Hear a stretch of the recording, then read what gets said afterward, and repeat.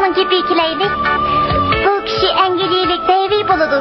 O yayitman çıraqning kashfiyotchisi. Bu 1808-yili kashf qilingan tunji yayitman çıraq. Bu ayni vaqtda ishlatilgan batarya. Hajmi cho'ng. David ayni vaqtda 2000 dona batariyani chetib ishlatgan. Bataryanın iki tarafiga oq oltin sim ulaymiz. Ondan tokni ulab asta ajırtimiz. Qaram, ushquni asli bo'ldi. Demak, bu tok eqimining tok berayotganligini tushundirdi. Bundaq ko'zni chaqirgan ushqunni yayitman nur deymiz. Uning temperaturasi 3000 gradusdan oshadi. Qarang, nima degan yo'riq, ko'zni pek chaqirdi. Lekin oq oltin pekmi qimmat. Keyin o turli tadqiqotlarni elib berib, uning o'rnida ko'mir tayoqchisini ishlatgili bo'lganligini uqdi.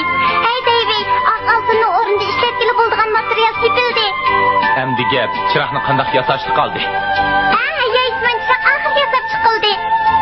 Lekin ishlatiladigan material bek ko'p bo'lg'achqa ishlatish mumkin bo'lmadi. Keyin nurg'un odam yayitman chiroqni tadqiq qildi.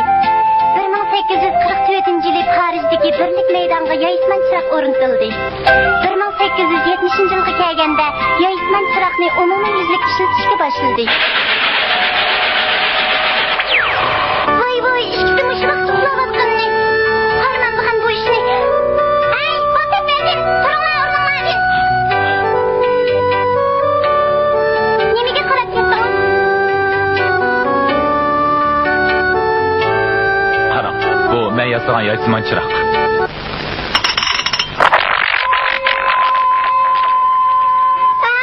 Ko'zni bek chaqirdi ekan, ovozi quloqni yoridi ekan.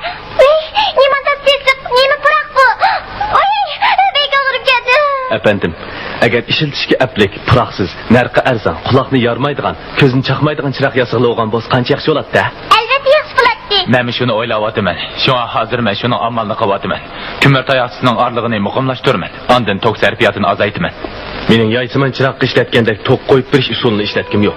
Nima dedingiz? Men pomzak aynak ichiga sim o'rnatilgan cho'g'lang'ich chiroq yasay deyman. Cho'g'lang'ich chiroq bu mumkinmi? İlgir nurg'un odam sinab qilib baqqan. Lekin cho'g'lang'ich chiroqni hech kim yasayamagan. Siz uning bilan bir ilishib qayda o'tamsiz.